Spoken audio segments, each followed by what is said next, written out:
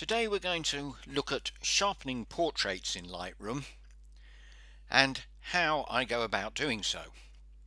The first thing, we go to the Develop module, and in the Loop view we will then click on Detail on the right hand side. Now when we look, you can see there's already some sharpening done. This is because Lightroom always assumes that out of camera a raw file will need some sharpening. You can see that Lightroom has automatically set the amount of sharpening to 25, the radius to 1, the detail to 25, and hasn't masked the photograph at all. Now, while this might be okay as an average default file, it's not really appropriate for portrait. In fact, with portrait, for instance, you'd want to mask quite a lot of the photograph.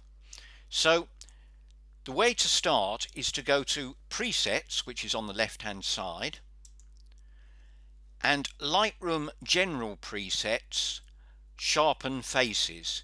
This will give you your default for portrait photography. And you can see how it's changed the masking to 60, the detail to 15, the radius to 1.4, and the amount to 35. This gives us a much better starting point for sharpening our portrait. The next thing we're going to look at is masking.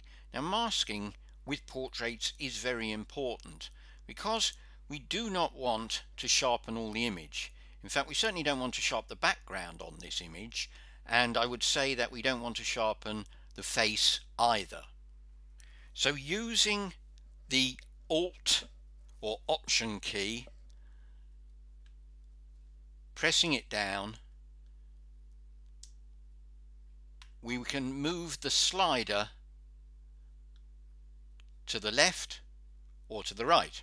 And if we move it to the left, you'll see that everything's completely white. This means that all of your image will be sharpened.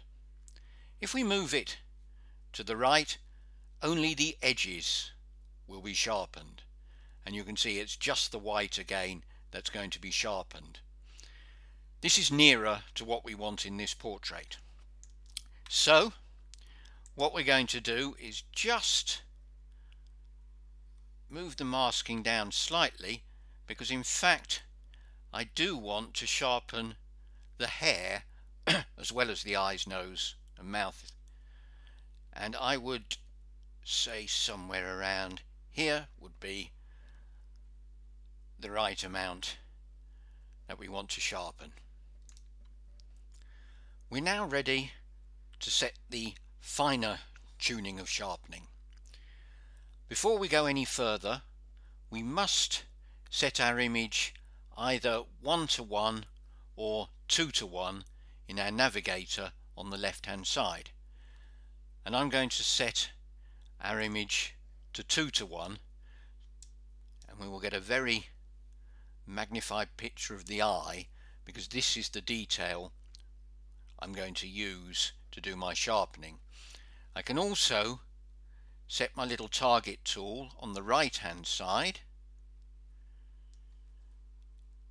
and click again on the eye, so my little box above sharpening will just have the eye in place. The next thing we will be looking at is the radius filter. Now the radius slider controls the size of the actual sharpening around the edges. So if we set the value to 1, it means that Lightroom will apply sharpening of 1 pixel around those particular edges, and then of course as we up it to 2 or 3, then sharpening will spread to 2 or 3 pixels around the edge. If you've got photos with small details like a textured building or a field with lots of grass, you need to be very careful because there's lots of fine edges very close together, and the over sharpening will be very obvious if you probably do it much over about half a pixel in radius.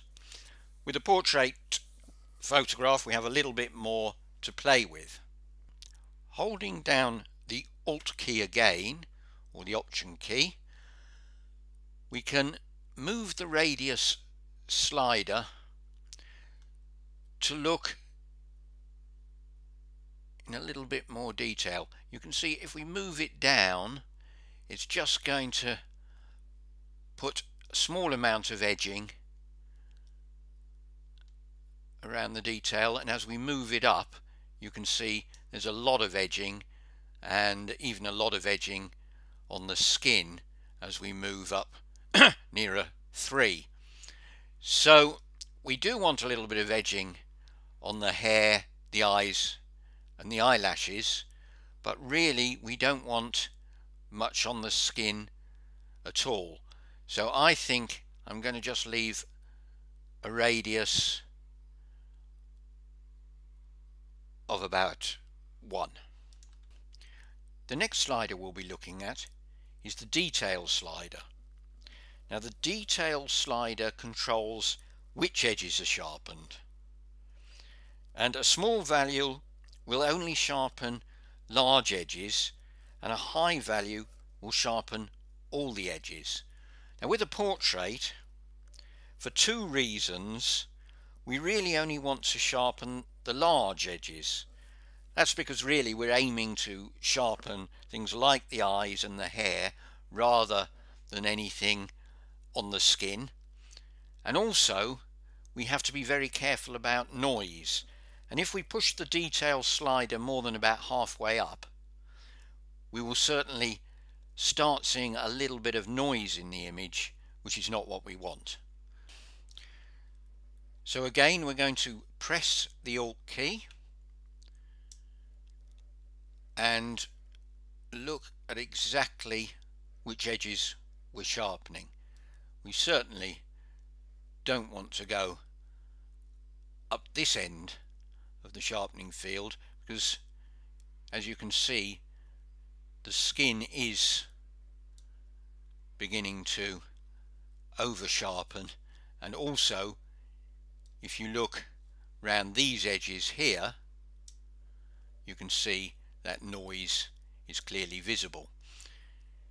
In fact, what we're really interested, of course, is sharpening the eyes and perhaps the eyelashes and hair a little, and I'm therefore going to stick with a detail of around 10.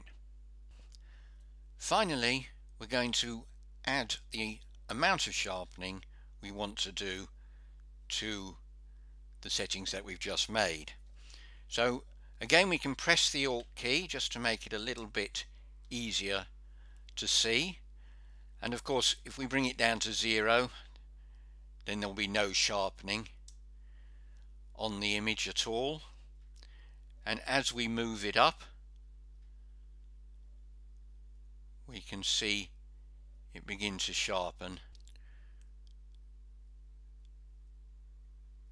and I think I'll finish at about 70.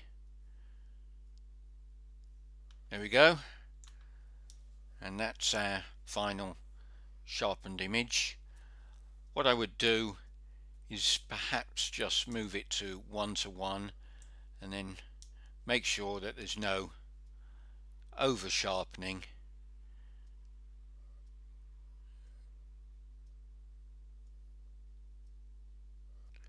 Everything's fine.